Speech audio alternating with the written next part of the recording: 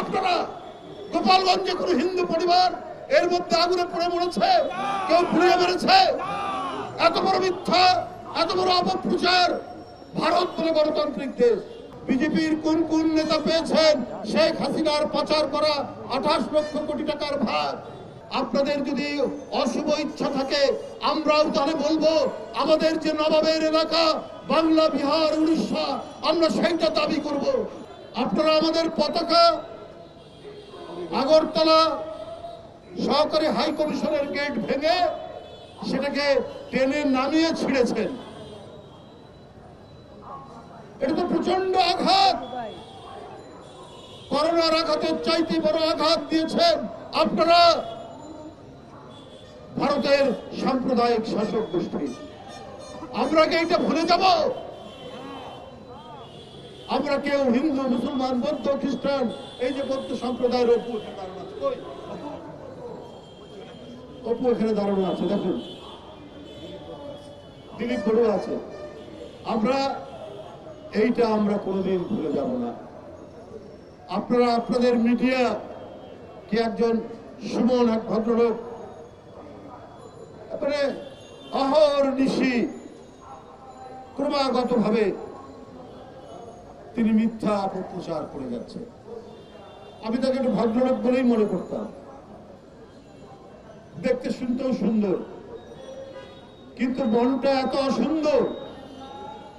বাংলাদেশের গোপালগঞ্জে একটা পরিবারে আগুন লাগিয়ে 5 জন পুড়িয়ে মেরে ফেলা হয়েছে, ওইটা তিনি ফলাও করে প্রচার করছেন। বলুন আপনারা গোপালগঞ্জে কোন হিন্দু পরিবার এর মধ্যে আগুনে পড়ে মরেছে? কেউ পুড়িয়ে মেরেছে? এত বড় মিথ্যা, এত বড় অপপ্রচার। ভারত বলে গণতান্ত্রিক দেশ, ভারত বলে সেকুলার দেশ, ভারত বলে ধর্মনিরপেক্ষ দেশ। Double million offer Walton fridge কিনে পেতে পারেন 20 লক্ষ টাকা, রয়েছে কোটি কোটি টাকার নিশ্চিত উপহার। আর তাদের মিডিয়া আজকে খেয়ে না খেয়ে বাংলাদেশের বিরুদ্ধে অপপ্রচার করছে।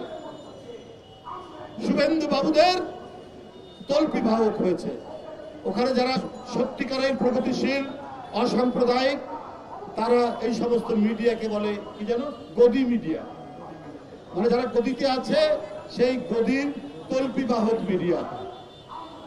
এক একটা বয়ান, একটা ন্যারেটিভ তৈরি করছেন বাংলাদেশের বিরুদ্ধে। কারণ শেখ হাসিনার পতনটা একেবারেই মেনে নিতে পারছেন না, একেবারেই মেনে নিতে। 28 লক্ষ কোটি টাকা পাচার হয়েছে শেখ হাসিনার আমলে। একটা হিসাবে দেখেছিলাম যে 18 লক্ষ কোটি টাকা, আর পাচার হয়েছে, ঋণ পেয়েছে 18 লক্ষ কোটি টাকা, আর পাচার হয়েছে 17,60,000 কোটি টাকা। কিন্তু শ্বেতপত্র যেটা প্রকাশ হয়েছে সেখানে পাচার হয়েছে 28 লক্ষ কোটি টাকা। তাহলে এই কোটি টাকা কি, এই 28 লক্ষ কোটি টাকার কত টাকা পেয়েছেন সুবন্ধু বাবুরা? এটাও আপনারা বলুন, না হলে কেউ কিন্তু বলে দেবে।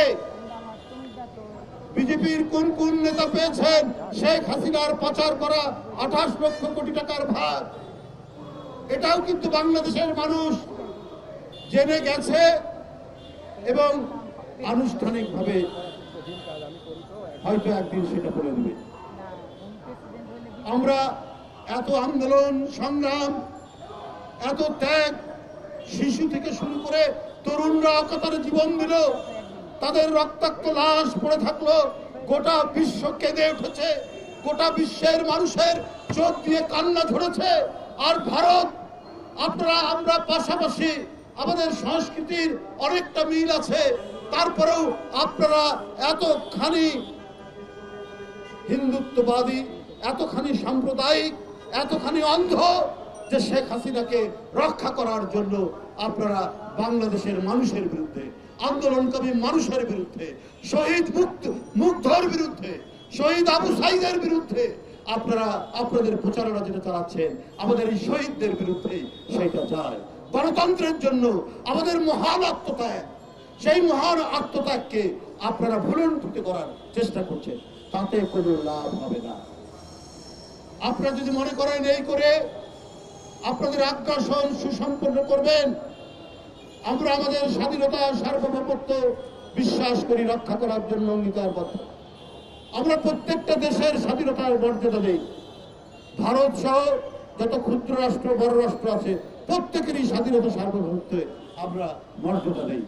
কিন্তু ভারতের শাসক গোষ্ঠী যদি মনে করে যে না, আমি সম্প্রসারণ চালিয়ে আমরা বাংলাদেশ, নেপাল, ভুটান এবং অন্যান্য আশেপাশের দেশ আমরা কবজা করে নেব, এইটা কিন্তু আপনারা মানে বোকার স্বর্গে বাস করছেন। এইটা এই বাংলাদেশের মানুষের তাদের যে তেজোদ্দীপ্ততা, তাদের যে দেশ রক্ষার অন্তর্নিহিত শক্তি, তাদের যে প্রাণের উন্মাদনা, এই প্রাণের উন্মাদনা ভারত কখনোই টের পায়নি। আপনাদের যদি অশুভ ইচ্ছা থাকে আমরাও তাহলে বলবো, আমাদের যে নবাবের এলাকা বাংলা, বিহার, উড়িষ্যা, আমরা সেইটা দাবি করব। যদি আপনারা এই রকম ভাবে একের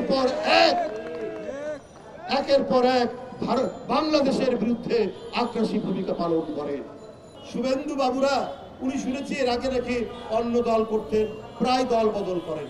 নীতি ছুট, দল ছুট লোক, আদর্শ ছুট লোক, এদের যে কোনো আদর্শ থাকে না, সেটা ওই শুভেন্দু বাবুর বক্তব্যের মধ্যে দিয়ে আমরা পাই, যেটা ইউটিউবে আমরা দেখি।